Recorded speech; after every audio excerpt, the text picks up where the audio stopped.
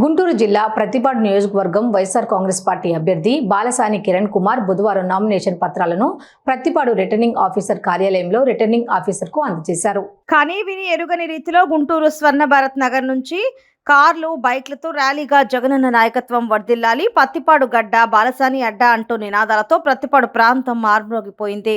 గుంటూరు నుండి ప్రతిపాడు వరకు 20 కిలోమీటర్ల బస్సులు, కారు, బైక్లతో ర్యాలీ కొనసాగింది.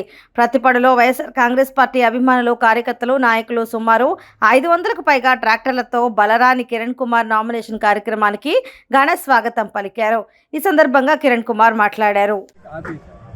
ఎలక్షన్ కోడ్ వచ్చిందని చెప్పి జగన్మోహన్ రెడ్డి గారు అట్లా దాట వేయడం కరెక్ట్ అంటారా? లేదండి, యాక్చువల్లీ ఈ ప్రాసెస్ నడుస్తున్న ప్రక్రియలో అనుకోకుండా కోడ్ వచ్చింది.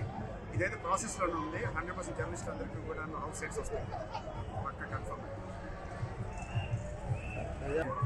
కొంతమంది కావాలి కుట్రపూరితంగా సృష్టించినటువంటిది ప్రజా సమస్యలు పోరాటం అంటే యాక్చువల్లీ ఇక్కడ చూసిన దానిలో నాకు కనపడిన సమస్య మెయిన్ నాకు నీటి సమస్య ఎక్కువ కనపడింది. రైతులకి కానీ తాగునీటి సమస్య కనపడింది. అది కాకుండా చిన్న చిన్న రోడ్లు వర్క్ కూడా అయితే ఉంది. అందుకంటే ముఖ్యంగా డ్రింకింగ్ వాటర్ రైతులకు కావాల్సినటువంటి నీరు అయితే చాలా ఇంపార్టెంట్ పాయింట్.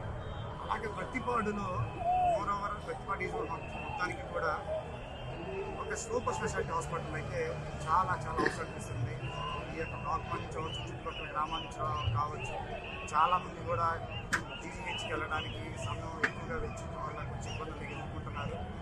అలా కాకుండా ఉండడానికి ప్రతిపాడులో సూపర్ స్పెషల్ హాస్పిటల్ ప్రపోజల్ చేయాలని చెప్పేసి నేను కూడా ముఖ్యమంత్రి గారిని నిర్మించాలనుకుంటున్నాను. ఈ నీటి సమస్య కూడాను మళ్ళీ ప్రభుత్వం రాగానే వీరంత త్వరగా ఈ సమస్యను కూడా సాల్వ్ చేస్తాము. గుంటూరు ఛానల్ అవ్వచ్చు, అప్పాపురం ఛానల్ అవ్వచ్చు, రెండు కూడా దొరుకుతాయిగా. ఆల్రెడీ అవన్నీ కూడా ఫైనలైజ్ అయిపోయి ఉన్నాయి. రాగానే వితిన్ షార్ట్ టైం అంటే ఎంత వీలైతే అంత తొందరగా సాల్వ్ చేస్తామని చెప్పి సమాధానం. 5 సంవత్సరాలు పెట్టి రైతులు ముట్టుకు నష్టపోతున్నారు. ఇక్కడ పాయింట్ ఏంటంటే సుచరిత గారి చరిత్ర కూడా వాస్తవమే. అది కూడా ప్రక్రియలో ఉంది తప్ప అది మరుగునైతే పడిపోలేదు. అది ఆన్ ప్రాసెస్సే. యాక్చువల్లీ మీరు ఒక విషయం నమ్మాలా, ఏమి చేయని ప్రభుత్వాన్ని మీరేమీ ప్రశ్నించట్లేదు. చేసిన ప్రభుత్వాన్ని మీరు ఒకసారి గమనించాలా. ఏం చేశాడో ఏం చెప్పారో ఆయన చేశారు, ఇది అంతవరకు కన్ఫర్మ్. అలాగే చెప్పింది చేస్తాడన్న దానిలో 100% మా యొక్క ప్రీతం ముఖ్యమంత్రి జగన్మోహన్ రెడ్డి గారు ముందుంటారు. ఆయన సాటి ఎవరు లేరు. 100% చెప్పింది గుంటూరు ఛానల్ వరకు కానీ అప్పాపురం ఛానల్ వరకు తప్పకుండా కంప్లీట్ చేస్తారు. ఈరోజు నామినేషన్ దాఖలు చేశాను. సిటీ కూడా అంతా దిగ్విజయంగా జరిగింది. ముఖ్యంగా ఈరోజు నామినేషన్ కార్యక్రమాలు చూస్తుంటే ప్రతిపాడు నియోజకవర్గ ప్రజలు, అభిమానులు, నాయకులు, పేరున అందరికీ నా యొక్క నమస్కారం. వారు ఎంతో ప్రేమని ఆధారంగా చూపించారు. ఎంతో ప్రేమ వేలాది మందిగా తరలించారు. వారందరికీ కూడా పేరున నమస్కారం. ఇంత ప్రేమ చూపించాలని నా యొక్క ప్రతిపాడు నియోజకవర్గ ప్రజలందరికీ కూడా ఎప్పటికీ రుణపడతాను. వాళ్ళకి ఎప్పటికీ సేవ చేసుకుంటాను.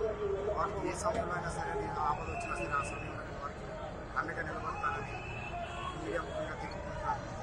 అలాగే ఇంత గొప్ప అవకాశాన్ని ఇచ్చినటువంటి మా ముఖ్యమంత్రి శ్రీ వైఎస్ జగన్మోహన్ రెడ్డి గారికి ఎప్పటికీ రుణపడి ఉంటానని, అలాగే నాకు ఇంత ప్రేమను పంచించిన ప్రజలు ఇచ్చినందుకు మరొకసారి మా ముఖ్యమంత్రి గారికి జీవితాంతం రుణపడి ఉంటానని, ఒక సామాన్య ధనికుడైన నాకు ఒక గొప్ప అవకాశం ఇచ్చారు. ఈ అవకాశాన్ని యూజ్ చేసుకొని ఈ ప్రతిపాడు నుంచి గెలిపించుకొని మా యొక్క వైఎస్ జగన్మోహన్ రెడ్డి గారికి బహుమతిగా ఇస్తానని ఈ యొక్క మీడియా ముఖ్యంగా తెలుపుకుంటూ, ఇక్కడ ఇచ్చేసిన మీడియా సోదరులందరూ కూడా శుభాకాంక్షలు తెలుపుకుంటూ సెలవు.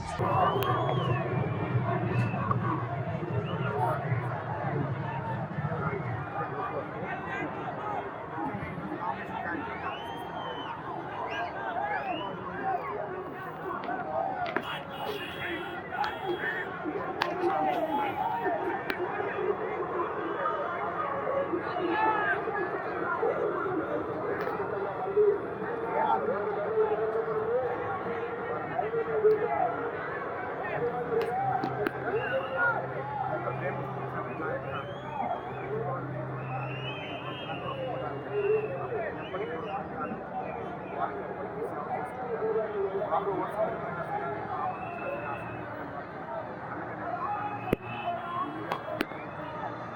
అలాగే ఇంత గొప్ప అవకాశాన్ని ఇచ్చినటువంటి మా ముఖ్యమంత్రి శ్రీ వైఎస్ జగన్మోహన్ రెడ్డి గారికి ఎప్పటికీ రూపడి ఉంటానని, అలాగే నాకు ఇంత ప్రేమను పంచించాడు ప్రజలు ఇచ్చినందుకు మరొకసారి మా ముఖ్యమంత్రి గారికి జీవితాంతం రుణపడతానని, ఒక సామాన్య దళితులని నాకు ఇంత గొప్ప అవకాశం ఇచ్చారు.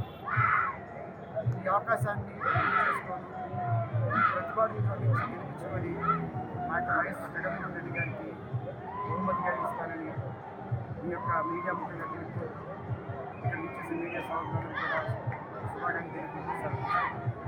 సార్ జర్నలిస్టులకు అందరికీ హౌస్ సైట్స్ ఇస్తానన్నారు. పేదలందరికీ హౌస్ సైట్స్ ఇచ్చి జర్నలిస్టుల వరకు ఆపేశారు. ఎలక్షన్ కోడ్ వచ్చిందని చెప్పి జగన్మోహన్ రెడ్డి గారు అట్లా దాటవేయడం కరెక్ట్ అంటారా? లేదండి, యాక్చువల్లీ ఈ ప్రాసెస్ నడుస్తున్న ప్రక్రియలో అనుకోకుండా కోడ్ వచ్చింది. ఇదైతే ప్రాసెస్లోనే ఉంది. 100% జర్నలిస్ట్ అందరికీ కూడా హౌస్ సైట్స్ వస్తాయి, పక్క కన్ఫర్మ్.